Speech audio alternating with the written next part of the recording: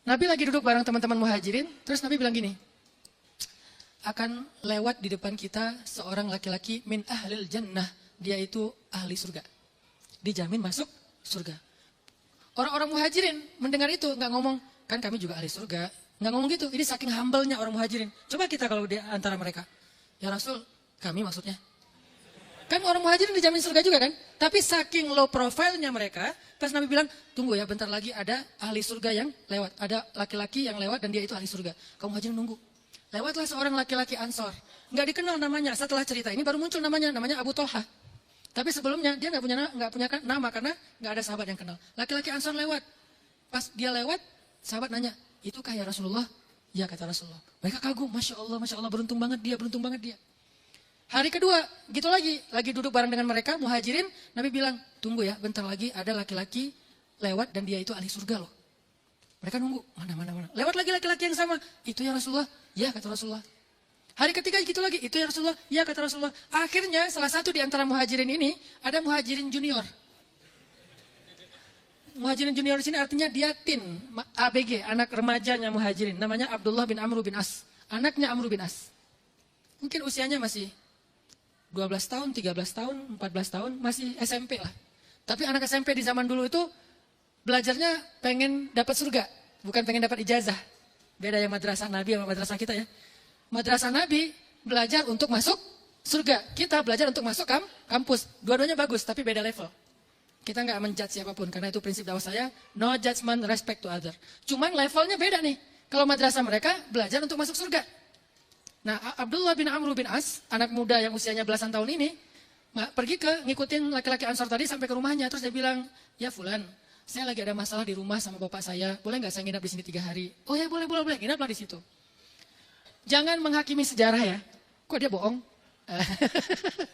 Karena kita nggak tahu detailnya. Cuman kurang lebih teks bahasanya kayak gitu. Aku ada masalah dengan ayahku, boleh nggak aku nginap di sini 3 hari? Oh ya boleh. Nginaplah di situ 3 hari. Pas sedang nginap, dia tuh mulazamah. Mulazamah itu apa ya? Membersamai laki-laki Ansor kemanapun pergi. Malam, dia di rumahnya, dia perhatikan, sholat tahajud nggak ya nih orang. Malam-malam ternyata laki Ansor ini nggak sholat tahajud. Tapi ini bukan dalil bahwa, oh kalau nggak tahajud bisa surga juga sih. Sama dengan saya kalau gitu. Bentar. Kan masing-masing punya kelebihan ya. Kelebihan laki-laki Ansor ini memang bukan ibadah tahajudnya. Dia nggak tahajud, dia bangunnya subuh. Karena itu standar menurut mereka. Kalau kita subuh kan prestasi ya. Kalau mereka kan subuh itu standar gitu. Aku hari ini subuh, prestasi. Kalau mereka subuh, ya biasa aja sih. Kalau kita yang biasa aja itu duha. Di jamak sama subuh itu biasa. Hari ini lo sholat duha sama subuh. Oh ya bagus. Hari ini lo sholat gue subuh tadi berjamaah. Wah keren banget lo. Kita subuh berjamaah itu prestasi. Mereka subuh berjamaah biasa. Tahajud baru prestasi. Orang ini cuma bangun sholat subuh, udah gitu seharian diikuti. Enggak yang istimewa banget sedekah ke fakir miskin. Enggak. Orang ahli ilmu. Enggak juga. Seorang yang punya amalan rahasia, enggak. Diperhatikan 3 hari, enggak menemukan sesuatu yang istimewa pada laki-laki Ansar. Sampai akhirnya Abdullah ini penasaran langsung nanya, ya Fulan, maaf ya sebetulnya saya enggak punya masalah dengan rumah saya, dengan ayah saya. Saya cuma cari alasan biar bisa membersamai kamu 3 hari. Soalnya kata Nabi kamu itu ahli surga. Saya pengen mempelajari apa amalan istimewa kamu sehingga kamu jadi ahli surga. Tapi saya enggak menemukan apa-apa. Maaf saya enggak mau ini, tapi ya enggak ada. Gimana dong? Dialognya nggak gitu sih itu storytelling saya aja. Saya nggak menemukan gitu. Yang tanpa itu nggak ada. Apa sih amalan rahasia kamu sehingga kamu ahli surga? Saya pengen jadi kayak kamu. Laki-laki ini bilang ya nggak ada. Saya kayak apa yang kamu lihat. Kalau kita rahasia dong itu. Nggak ada. Saya nggak punya apa-apa. Coba diingat-ingat lagi. Kira-kira apa yang kamu selama ini masih jaga? Sesuatu yang kamu jaga dari kebaikan. Oh mungkin ini ya kata dia. Apa? Saya itu nggak pernah iri kepada orang lain. Kalau orang lain dapat nikmat, saya jadi orang yang duluan bersyukur sebelum dia. Kalau orang lain dapat musibah, saya menjadi orang yang duluan sedih sebelum dia. Sehingga sebelum tidur saya selalu berdoa, ya Allah, segala puji bagimu, maha suci engkau, atas nikmat yang engkau berikan kepada saudaraku, tetanggaku, sahabatku hari ini. Aku bersyukur kepadamu ya Allah untuk nikmat yang engkau berikan kepada dia. Ya Allah, ada saudaraku, ada sahabatku, ada tetanggaku yang dapat ujian, mudahkanlah urusannya ya Allah. Berikanlah dia jalan keluar, berikanlah dia kemudahan ya Allah. Sembuhkan sakitnya ya Allah. Jadi kebaikan dia itu adalah yuhibbun wala yajiduna fi sudurihim hajah. Inilah alasan dia menjadi ahli surga. Amalan batin teman-teman. Amalan batin. Makanya ada hadis Yang paling banyak ahli surga itu adalah orang yang polos. Saya lupa teks hadisnya, tapi terjemahnya, orang yang paling banyak masuk surga itu orang yang polos. Maksud orang yang polos ini apa? Orang yang hatinya itu nggak ada aneh-aneh. Nggak dengki, nggak iri, nggak ego, nggak sombong, nggak individualis. Pokoknya dia orangnya tuh legowo banget, syarhus sadar banget, lapang dada. Maafin, bersyukur kalau orang dapat nikmat, nggak iri kepada orang lain, nggak juga bersyukur kalau ada orang dapat ujian, nggak dengki sama sekali. Itulah amalan orang Ansor, sehingga orang Ansor ini dijamin masuk surga. Dia sangat baik kepada orang lain dalam hatinya. Dan kalau ke orang lain aja kayak gitu, apalagi kepada orang dekat, orang tua, pasangan, saudara, anak, tetangga. Jadi kalau yang jauh aja bisa dapat kemuliaan kayak gini, apalagi yang dekat. Jangan berpikir, orang lain yang saya harus lapang dada siapa aja ya? Follower, netizen. Jangan jauh-jauh yang gak kita kenal, mulai yang dekat dulu aja. Bisa nggak kita nggak punya rasa iri, dengki kepada saudara kandung atau saudara tiri kita, saudara darah kita? Dia mungkin pas mudik bawa kendaraan yang lebih bagus, dia mungkin karirnya udah lebih melesat, dia mungkin A, B, C, Z segala macam. Kita nggak iri, itu tuh amalan batin loh, itu Ansor banget itu. Nggak iri kepada orang lain. Sama dengan kepada teman, nilainya lebih bagus, karirnya lebih bagus, apalah. Atau kita dengan kelompok yang berbeda. Kita nih, komunitas kan banyak komunitas nih. Komunitas itu ternyata achievementnya bagus, mereka berprestasi, mereka bikin proyek besar, kita belum mampu. Ya kita nggak dengki sama mereka. Itu ya, kebetulan aja. Nggak dengki. Kita, alhamdulillah ya mereka bisa bikin proyek hebat, Masya Allah, semoga nanti kita bisa kayak gitu juga. Itu namanya bukan dengki, itu namanya ghibthah. Menginginkan kebaikan yang sama tanpa kehilangan kebaikan itu dari orang lain, itu nggak apa-apa. Jangan sampai kita berkompetisi antar kelompok, antar suku, antar ormas, antar komunitas, antar golongan mazhab dakwah segala macam dengan kedengkian. Kita melakukan amalan zahir tapi batinnya bermaksiat. Gimana kita menjadi orang Ansor? Orang Ansor itu nggak ada rasa dengki sama sekali kepada muhajirin. Itu kelebihan Ansor. Yang kedua, wa yu'thiruna ala anfusihim walau kana bihim khassasah. Ini juga hebat banget sih dari Ansor. Apa itu? Isar. ITSAR. Isar. Apa itu isar? Isar itu mendahulukan orang lain untuk memberikan bantuan dengan sesuatu yang kita butuhkan. Itu isar. Jadi dalam bersedekah itu ada 3 tingkatan. Yang pertama, wa yas'alunaka madza yunfiqun. Mereka nanya sedekah itu ngasihnya apa? Jawabannya, qulil af, berikanlah yang lebih. Itu tingkatan pertama dari sedekah, memberikan yang lebih. Kelebihan baju kayaknya banyak banget daripada nggak muat di lemari, kasih ke orang lain. Kelebihan makanan, bagi-bagi dengan orang lain. Kelebihan rezeki, kita sedekah pada orang lain. Itu sedekah level 1, memberikan al-afwu yang lebih. Level 2, lan tanalul birra hatta tunfiqu mimma tuhibbun. Memberikan yang disukai. Kalau tadi yang lebih, yang kita juga nggak terlalu butuh. Kalau yang kedua, yang kita sukai, yang jadi kesayangan kita nih, yang kita selalu andalkan, itu yang kita berikan. Itu level 2. Level 3 yang paling tinggi, wa yu'thiruna ala anfusihim walau kana bihim khassasah. Memberikan yang dibutuhkan. Memberikan yang lebih, memberikan yang disukai, memberikan bahkan yang dibutuhkan sampai berkorban. Itulah Ansor. Kita mungkin masih level al-afu, memberikan yang lebih. Itu aja masih susah gitu. Nanti siapa tahu suatu saat kepake jilbab ada 100. Udah kayak outlet jilbab, 100 jilbabnya dijajar di lemarinya. Lemarinya itu 1 lemari gede, bagian suaminya tuh nyempil di bawah paling pojok. Sisanya punya istrinya. Ya wajar sih, karena perempuan kan butuh lebih banyak pakaian ya. Biar nggak ngambek. Banyak pakaiannya kan. 100 yang dipakai mungkin 10. Ada 90 lebih kan. Kayaknya jilbab mama yang ini nggak pernah kepake deh. Udah 2 tahun papa lihat nggak keluar-keluar dari lemari. Udah kasih aja ke adiknya mama kek, kakaknya mama kek, siapa gitu. Enggak kok, bisa aja nanti suatu saat kepake. Ini sih sebetulnya kepake di acara ini, cuma belum ada acaranya aja. Gitu kan. Jadi level afu aja, memberikan yang lebih aja kadang-kadang kita masih susah. Apalagi level memberikan yang kita suka. Apalagi level memberikan yang kita butuh. Ansor levelnya memberikan yang mereka butuh. Salah satu contoh ekstrimnya adalah suatu malam, seorang laki-laki muhajirin baru datang dari perjalanan hijrah dari Mekah ke Madinah, jalan kaki sendiri.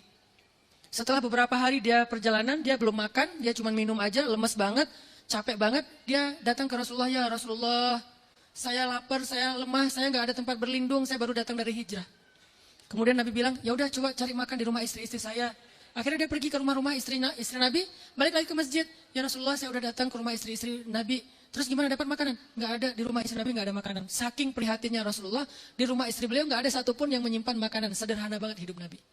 Akhirnya Rasulullah bilang, ada nggak di antara kalian wahai orang-orang Ansar yang mau menjamu dia di rumahnya malam ini? Tiba-tiba seorang laki-laki Ansar langsung angkat tangan. Itu nggak nunggu lama loh. Misalnya di sini ada yang musafir ya dari luar kota. Terus ustadznya bilang, ada nggak yang mau bantu dia tinggal di kos-kosannya malam ini? Gitu kan kita, termasuk saya ya. Kita selevel sih, sama-sama masih mikir gimana. Siapa tahu ini adalah modus penipuan, bla bla bla gitu kan. Kalau orang Ansar nggak mikir, langsung angkat tangan. Ana ya Rasulullah, saya ya Rasulullah. Rasulullah tersenyum, akhirnya mereka dipersaudarakan. Kamu saudaranya dia, bawa pulang ke rumah. Ternyata laki-laki itu bukan orang yang lebih. Orang yang kurang, orang miskin. Pas sampai di rumah, rumahnya kecil, dia disuruh tunggu di luar rumah dulu karena nggak bisa masuk, rumahnya kecil. Dia tanya ke istrinya, wah istriku, ini adalah tamunya Rasulullah baru hijrah. Janganlah engkau, la tadakhir itu jangan kamu simpan sesuatu. Keluarkan semua untuk dia. Jangan ada yang kamu simpan. Sebutir beras pun jangan kamu simpan. Keluarkan apa yang kamu punya di rumah, keluarkan untuk menjamu laki-laki muhajirin yang baru hijrah dan dia kasihan belum makan. Istrinya bilang, wahai suamiku, gak ada apa-apa di rumah. Apa yang mau disimpan? Gak ada apa-apa di rumah, cuman sepotong roti. Itu pun jatah makan malam anak-anak. Dari siang mereka belum makan, nunggu ayahnya pulang. Kebayang gak perasaan ayah dan ibu? Kalau jatah makan kita masih bisa nahan lapar ya. Tapi jatah makan anak-anak kita yang tadi siang belum makan. Kalau tadi siang udah kenyang, ini cuma makan malam doang untuk syarat doang, habit. Padahal gak lapar-lapar banget. Oke. Ini siang belum makan anak-anaknya. Mah lapar, tunggu ya. Ayah belum pulang, tunggu ya nanti kita makan bareng ayah. Oh iya, iya. Pas ayahnya pulang pula girang kan. Ayah pulang kita makan. Kata suaminya, istriku, boleh nggak kamu ajak anak-anak tidur? Kalau mereka udah tidur, nanti keluarkan makanan itu, matikan lampu, biar kita pura-pura makan dan dia makan dengan nyaman. Nggak merasa nggak enak. Gimana respon istrinya? Insya Allah, sam'an wa ta'atan. Kita ikut kepada amanah Rasulullah. Kita akan bermalam dalam keadaan lapar malam ini. Bahasanya bukan gitu. Kita akan melipat perut kita malam ini, kata istrinya. Bayangin. Kita akan natwi butunana hadhil lailah. Kita akan melipat, akan menyetrika perut kita malam ini. Arti melipat apa? Lapar banget. Karena kalau laparnya dikit nggak perlu dilipat. Duduk tegak juga masih bisa nahan lapar kan? Kalau udah laparnya agak berat dikit, gini. Lebih berat lagi. Lapar banget sampai gini. Dilipat. Itu artinya lapar banget. Berat gitu istrinya mendengar kata suaminya, boleh enggak makanan itu diberikan ke tamu? Anak-anak diajak tidur, kata istrinya, kita akan melipat perut kita malam ini. Oke, baik suamiku. Enggak oke sih. Baik suamiku. Ya, kita kasih. Enggak ada protes sama sekali. Ini Ansor nih. Minadzakari wal unsa. Laki-laki, perempuan sama. Ansor itu keren banget sih emang. Levelnya emang ngeri. Kita mungkin belum selevel itu. Kita cuma ngambil contoh ekstrim, tapi minimal kita mencoba untuk meniru sebagian kecil aja dari mereka. Berkorbannya suami kepada istri, berkorbannya istri untuk suami, berkorbannya orang tua untuk anak, berkorbannya. Jadi banyak sekarang ayah yang kadang-kadang saking emosinya anaknya dipukul.